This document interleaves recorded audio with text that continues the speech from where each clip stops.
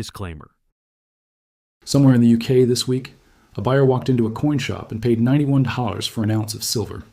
That same day, a buyer in Florida paid $95 for the exact same metal, a silver eagle, same weight, same purity. And halfway around the world, in Shanghai, that identical ounce was clearing near $100. Same metal, same day, same hour, 3 different prices. And if you think that's just a quirk of currency conversion or shipping costs, I need to stop you right there. Because what you're actually looking at is the first visible crack in a pricing system that has controlled silver for 50 years. What if I told you the price you see quoted on your brokerage screen, the one that gets reported on financial news every single day, may have almost nothing to do with what silver actually costs in the physical world? Not as a theory, not as a conspiracy, but as a documented, measurable right-now reality that is already hitting American coin shops before most financial media has even started paying attention. Here's what happened. On February 24th, 2026, at 5:00 p.m. Eastern, the Shanghai Futures Exchange reopened after 9 days of silence for Lunar New Year. 9 days of zero trading. 9 days of compressed demand from the world's largest physical silver market sitting completely idle. And the moment those doors opened, Shanghai priced silver more than $10 above what New York's Comex was printing. Not gradually, not after a week of analysis or investor sentiment reports, instantly. The very first prices out of Shanghai after 9 days confirmed what physical buyers in Asia had apparently already decided during the holiday, that silver was worth significantly more than what our Western paper market was telling us. Now, to understand why that matters so much, you need to understand something about Comex that most financial media glosses right over. Comex, the exchange that sets the silver price most of the world uses as a reference, is fundamentally a paper market. When traders buy and sell silver contracts on Comex, they are buying and selling promises, legal agreements that say someone will deliver silver at some point in the future. But here's the thing that should grab your attention. Fewer than 1% of those contracts ever result in anyone actually picking up a physical bar of silver. The overwhelming majority gets settled in cash or rolled into the next contract period. No metal ever changes hands. No warehouse ever gets lighter. It is, at its core, a market for trading the idea of silver rather than silver itself. Shanghai is built on an entirely different foundation. Every contract on the Shanghai Futures Exchange that runs to its delivery date requires actual, physical, verified silver sitting in an approved warehouse. There's no cash settlement escape hatch. There's no rule that lets you pay someone off in dollars to avoid handing over the bars. You either have the metal or you don't. And if you don't, you have a very serious problem. That structural difference, paper promises in New York versus physical bars in Shanghai, is exactly why a gap between the two prices isn't just a curiosity. It is a signal. When one market prices silver based on promises, and another prices it based on the metal you can actually hold in your hand, and those two prices start diverging by double digits, the question you have to ask is simple. Which one is anchored to reality? But to really appreciate how we got here, we need to go back exactly 4 weeks. Because what happened on January 29th, 2026 was, by every historical measure, extraordinary. That day, silver hit $121.67 per ounce, a new all-time nominal record. Think about what that number represents. It means that anyone who had been watching silver for decades, anyone who remembered the Hunt Brothers era or the 2011 run-up, was watching their screens show a number that had never existed before in the history of this metals trading. And then, the very next day, it was gone. January 30th, 2026 produced the largest single-day silver crash since 1980, a 30% collapse in 24 hours, from a record high to a controlled demolition in one session. And if you were watching financial news that day, you probably heard terms like profit-taking and technical correction and overbought conditions. What those explanations leave out is that a 30% drop in a single day doesn't happen because individual investors decided to take profits. That is not how markets move organically. That kind of vertical price destruction requires coordinated, concentrated selling pressure of a magnitude that is simply not available to retail participants. And the data from that session, when you look at it closely, points directly to the futures market doing what futures markets have historically done when silver gets uncomfortably close to exposing the gap between paper prices and physical reality. What that manufactured crash created was the $91 baseline that this story is built around. $91 became the official Comex price, the number on the screens, the reference point for every news article written in the following weeks. But here's the part that should make you stop and think: that Florida buyer paid $95 for physical silver eagles in America today. Even after a 30% smash, even with Comex posting $91, The actual market for real silver that you can hold, the silver that comes in a coin with an eagle on it that any American can walk into a shop and buy, was already trading $4 above what the paper market said it was worth. The divorce between paper and physical didn't just happen in Shanghai, it landed in American coin shops. And most people had no idea it was happening. Pop quiz. When was the last time you bought something that cost less than the listed retail price? Not on sale, not with a coupon. Just walked in and paid less than sticker because an abstract market somewhere said the number should be lower? That doesn't happen. Because prices in the physical world are set by what it actually costs to source, store, and sell real things. The $4 gap between Comex and what Americans are paying at coin shops right now isn't an anomaly. It's a message. And the message is that the paper price and the physical price are telling two completely different stories about the same metal. Now think about what that gap looked like before Shanghai even opened back up, before the 9-day holiday ended, before Asian buyers flooded back into a market they'd been locked out of for over a week, with 9 days of pent-up demand. The American retail silver market was already showing a physical premium over the official paper price. And then Shanghai added another $10 on top of that on day one of reopening. Suddenly, that $4 domestic gap and the 10-plus Shanghai premium are telling the same story from two different continents. And that story is that physical silver is being priced by people who actually need it at levels significantly above what a paper futures market on the other side of the world is willing to admit. Have you ever noticed how financial systems tend to stay stable right up until the moment they don't? How currencies hold their value for decades and then lose 20% in a year? Or how real estate markets look completely fine on a Friday and are in free fall by the following Monday? The reason those breaks feel sudden is that pressure builds invisibly inside the mechanics of the system until the structure can no longer contain it. What we are watching in silver right now, the Shanghai premium, the American retail gap, the paper price sitting at $91 while the physical world pays $10 to $30 more, that is what invisible pressure looks like right before it stops being invisible. And there's a date attached to this pressure, a specific calendar date, 2 days from now, when the mechanism that has been quietly building for months is going to be forced into the open. February 27th, 2026 is first notice day for the March Comex silver contract. And the numbers surrounding that date are, to put it plainly, unlike anything we have seen in modern silver market history. But to understand why February 27th matters so much, you first need to understand what has been quietly happening inside the vaults that are supposed to back up those paper promises. Because what the data shows is not a market under normal stress. It is a market where the physical foundation beneath 50 years of paper pricing is being systematically removed, one warehouse withdrawal at a time. 3 separate forces are pulling physical silver out of Western vaults right now. Not one, not two. 3 simultaneous mechanisms, each one significant enough on its own to be a major financial story. All running at the same time, all pointing in the same direction. And the reason most Americans haven't heard about this yet isn't because the data is hidden. It's because you have to look at all 3 together to see what they're actually building toward. Let's start with the one that came out of nowhere on New Year's Day. On January 1st, 2026, Beijing quietly activated a silver export licensing regime that restructured how Chinese silver moves to the rest of the world. Before that date, hundreds of Chinese companies could export refined silver with relatively standard documentation. After January 1st, that list was reduced to exactly 44 state-approved enterprises. Every single outbound silver shipment from China now requires an individual approval from the Ministry of Commerce. Not a blanket license, not an annual authorization, but a transaction-by-transaction sign-off from a government ministry. Think about what that means in practice.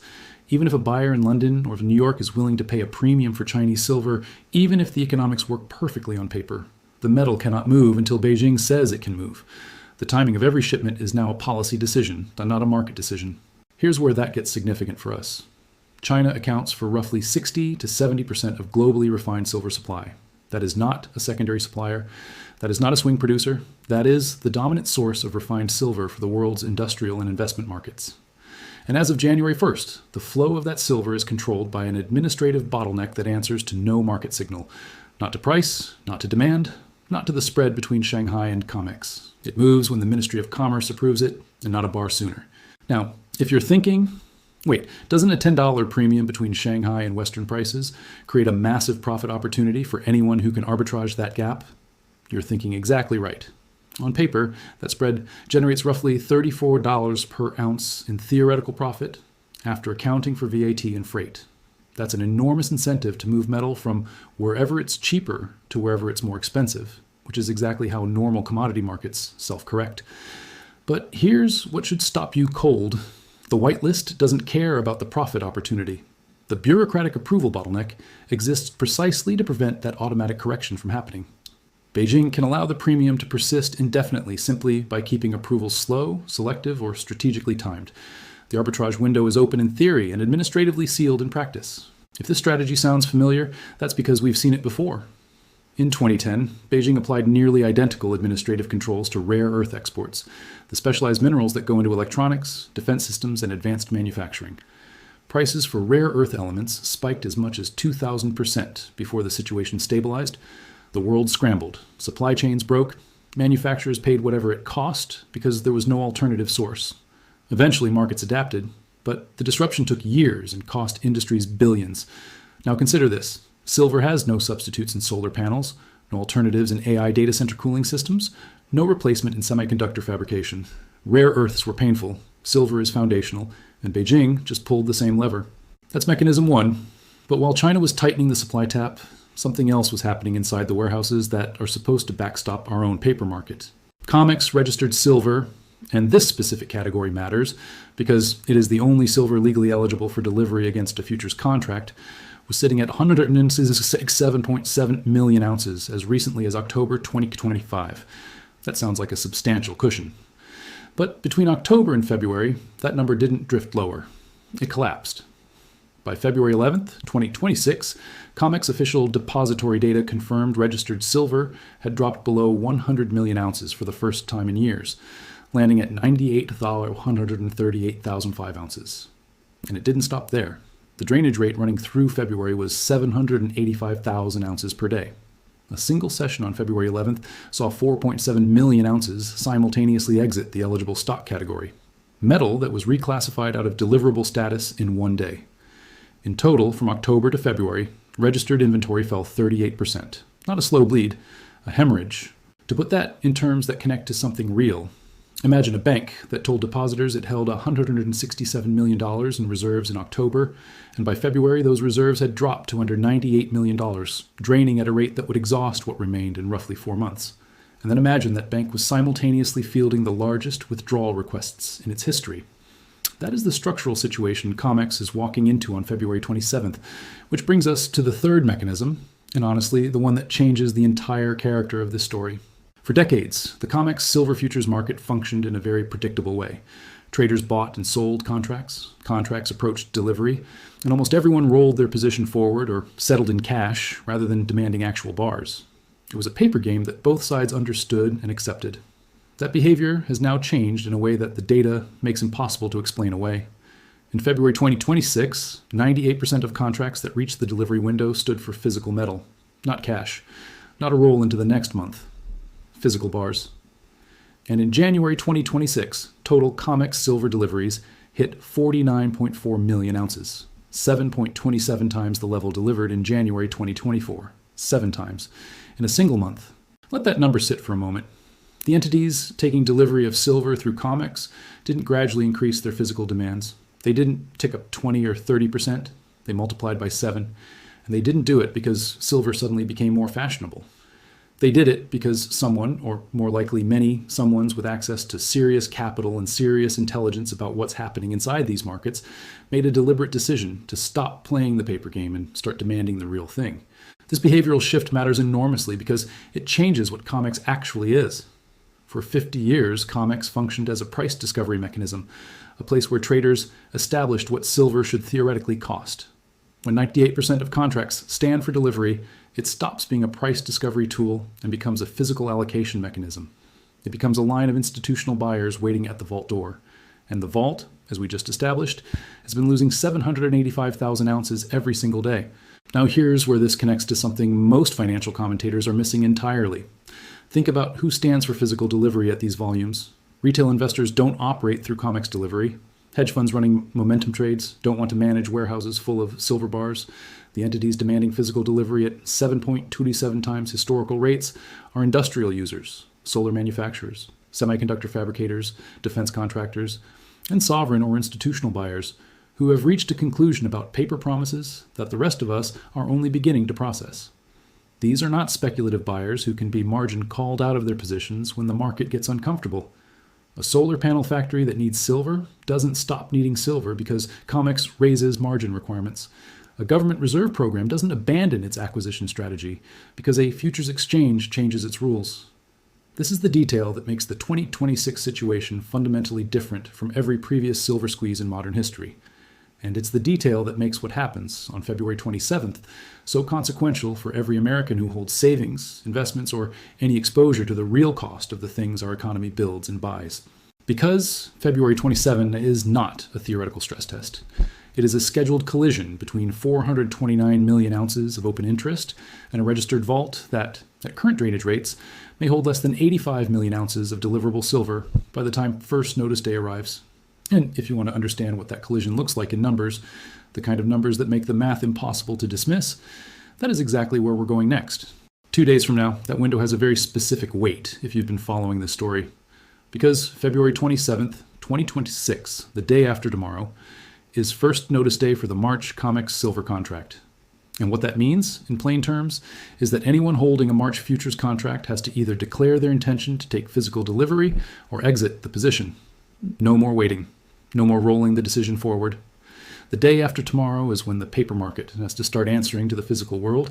So let's do the math together, because this is where the story stops being abstract. The March 2026 Comex silver contract currently carries 429 million ounces of open interest. That is the total weight of all outstanding contracts that haven't been closed or settled yet. Against that, Comex registered silver, the only metal that can legally satisfy a delivery demand, sits somewhere between 85 and 98 million ounces, draining at 785,000 ounces every single day. Now, we just established that in February, 98% of contracts that reached delivery stood for physical metal. If March matches that rate, the market is looking at demand for approximately 420 million ounces against a vault that holds less than a quarter of that. The gap is over 320 million ounces, and there is no publicly identified source to fill it. But let's be generous. Let's say delivery behavior normalizes dramatically, and only 25% of March contracts stand for physical, a rate well below February's actual behavior. That still produces demand for 107 million ounces, more than the entire registered inventory. At 50%, which is still half of what February actually delivered, demand hits 214 million ounces against 85 to 98 million available. At every realistic scenario between the historic norm and last month's actual rate, the math produces the same answer: more silver demanded than exists in the deliverable vault. And the vault is still draining as you watch this video. Now, Comex has been in tight spots before. The exchange has 3 tools it has historically deployed when delivery stress threatens to expose the gap between paper promises and physical reality. The first is rule changes, rewriting contract specifications mid-crisis to limit delivery demands or change settlement terms. The second is margin hikes, dramatically increasing the cost of holding leveraged positions to force weaker hands out of the market.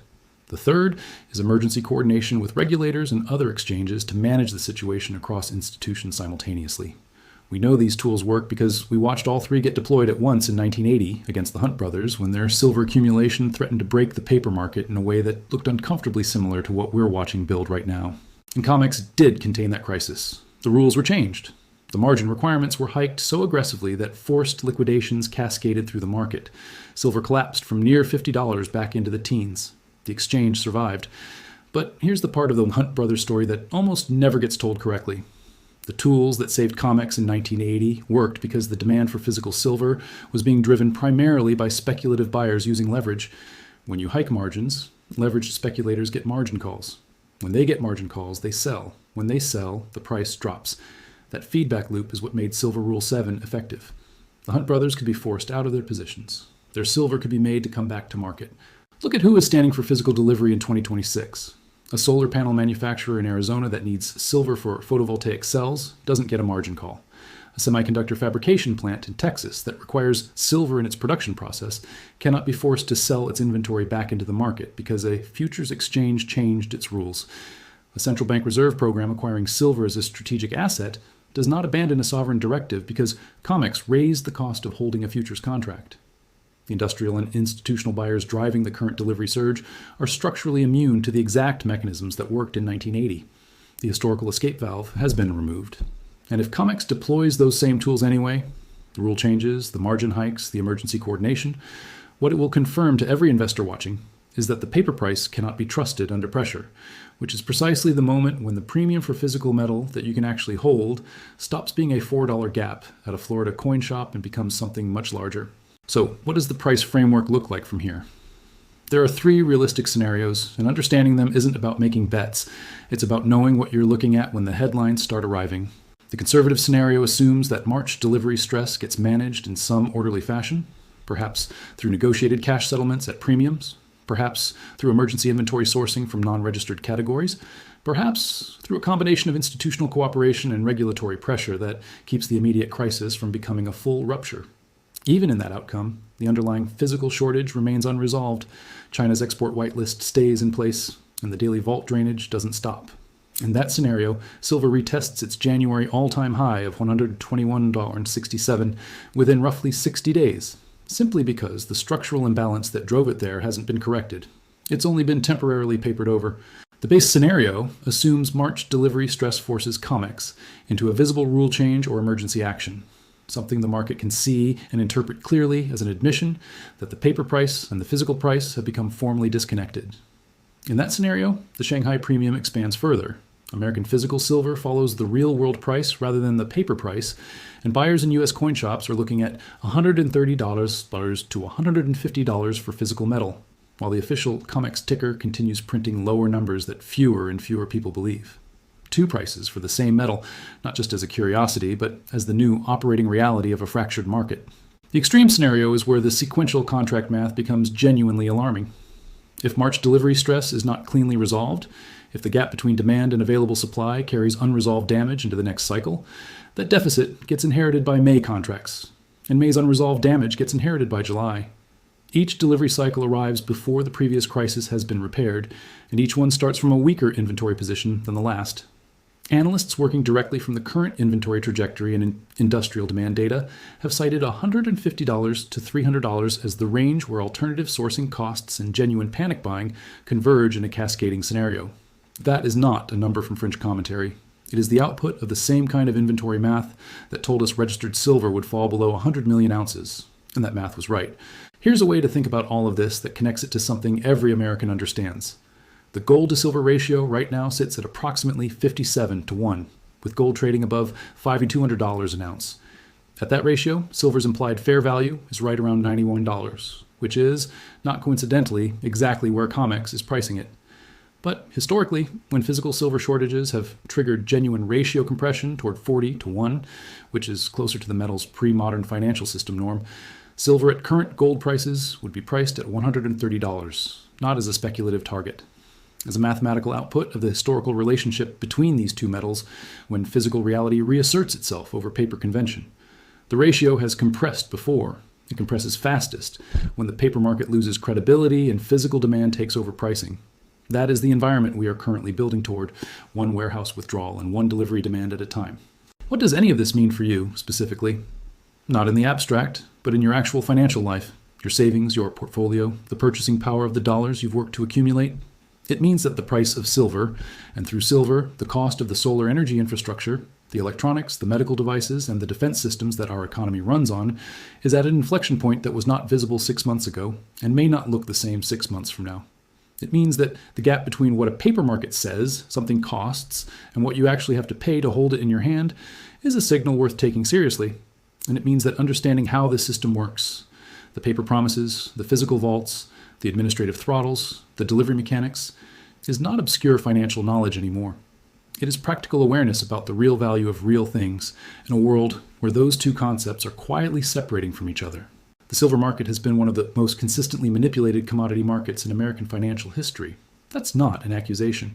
It's a documented institutional reality acknowledged by regulators, litigated in federal courts, and settled for hundreds of millions of dollars by major banks.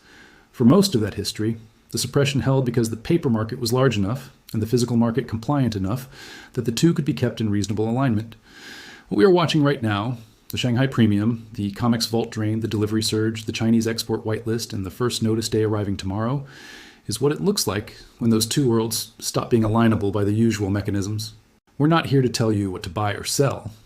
We're here because understanding what's actually happening in our financial system, in our markets with our dollars and the vaults that are supposed to back up the paper we trade, is something every American deserves access to before it becomes tomorrow's headline.